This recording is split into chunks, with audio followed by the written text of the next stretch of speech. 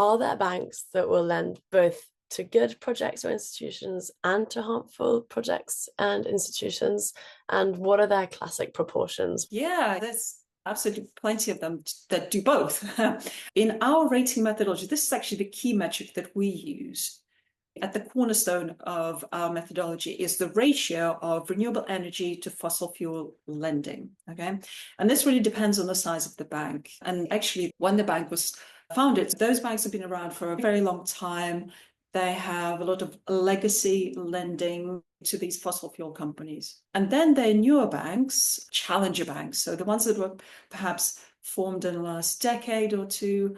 And for them, they're responding to market pressures, but also consumer preferences.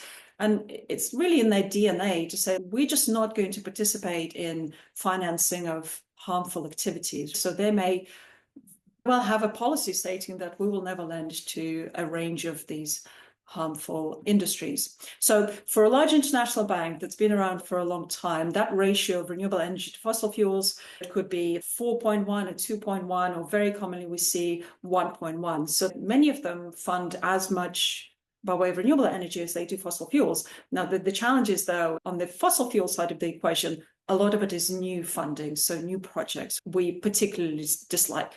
So really, it's a really wide range. Now, what we need banks to be doing is to be financing more renewable energy every year and then financing less of fossil fuels, which means stopping any new expansion funding and not those sort of legacy loans, not renewing them and not advancing any new funding. And there are some international organizations such as the International Energy Agency, and then some data aggregators like Bloomberg, New Energy Finance, that publish benchmarks in terms of where we are now and where we need to be.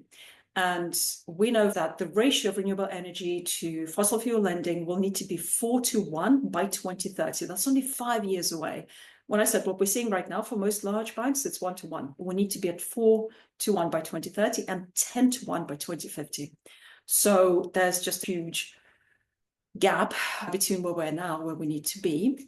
In our methodology, we update it every year to up the level of ambition. And for 2025, we will be expecting banks to be reaching the ratio of 2-1, because we're halfway between 2020 and 2030, right? So we need banks to be achieving or getting close to that magic 2-1 ratio, which means twice the amount of lending to renewable energy to fossil fuels in order to receive a high rating from us.